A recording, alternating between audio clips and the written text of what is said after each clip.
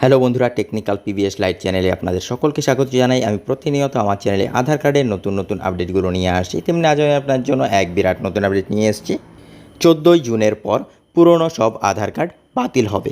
এই বিষয়ে কি বলছে আধার দপ্তর, জানুন বিস্তারিত। কাদের আধার কার্ড বন্ধ হতে চলেছে বিস্তারিত জানতে পুরো ভিডিও দেখুন। পুরো ভিডিও না দেখলে কিছু বুঝতে পারবেন না, তাই পুরো ভিডিও দেখার অনুরোধ রইল আপনাদের সকলের কাছে। তাই আর দেরি না করে ভিডিওটিকে শুরু করছি। ভিডিওটি ভালো লাগলে লাইক করবেন, কমেন্ট করবেন, বন্ধুদের সঙ্গে শেয়ার করবেন। ধন্যবাদ, পাশে থাকবেন।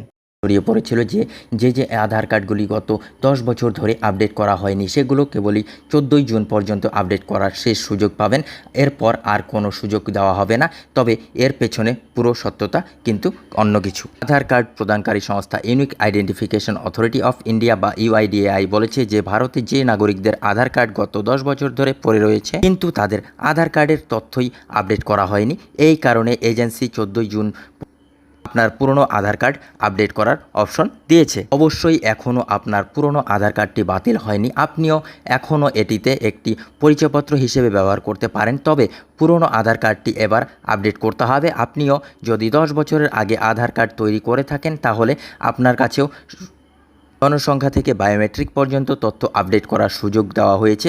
আপনি কয়েকটি প্রয়োজনীয় কাগজপত্র দিয়ে আধার কার্ড আপডেট করতে পারেন। এই নথিগুলির তালিকায় ঠিকানার প্রমাণের জন্য পরিচয়পত্র যেমন voter ID, passport, driving licence ইত্যাদি রয়েছে বিদ্যুৎ বিল, রেশন কার্ড, ব্যাংকের পাসবই ইত্যাদি। 14ই জুনের পর পুরনো আধার কার্ড কি বাতিল হয়ে যাবে? আধার দপ্তর অর্থাৎ ইউআইডিএআই স্পষ্ট করেছে যে 14ই জুনে বিনামূল্যে আধার কার্ড আপডেট করার শেষ তারিখ এবং এর পরে পুরনো আধার কার্ড বাতিল হয়ে যাবে না। শুধু বিষয় হলো এই তারিখের পরে আধার কার্ড বিনামূল্যে আপডেট করা হবে না।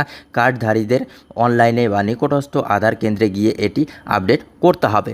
বন্ধুরা, এই ছিল আজকের আপডেট। ভিডিও ভালো লাগলে লাইক করবেন, কমেন্ট করবেন, বন্ধুদের সঙ্গে শেয়ার করবেন। ধন্যবাদ, পাশে থাকবেন।